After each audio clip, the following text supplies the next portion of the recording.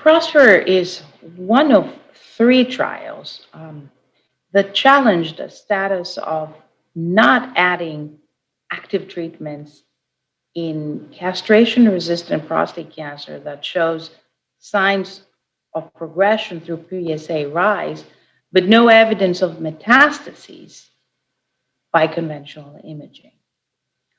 All three trials, Prosper, Spartan, and Aramis, have been positive not just for the primary endpoint, which was rPFS, but also for all the secondary endpoints, importantly, overall survival, suggesting that earlier is better. Further analysis of data becomes super important so that we can be reminded of the importance of reproducibility, but also try to adapt all this to our everyday practice, especially when patients come in the door always being super interested in their PSA and their response.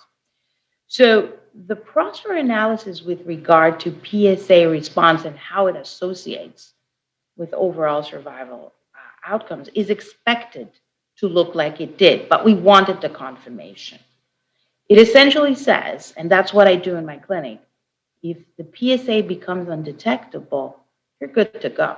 I mean, you can literally reassure the patient that he's doing great. And that is super important. When the PSA has a decline of at least 90%, again, the hazard ratios are phenomenal.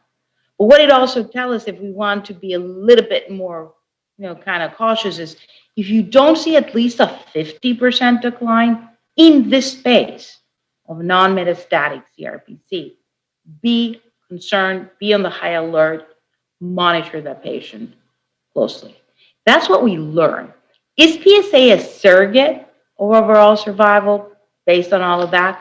In this space of earlier disease that has not yet become resistant to novel androgen signaling inhibitors, it looks like PSA correlates well with the progression of disease or lack of progression, regression of disease.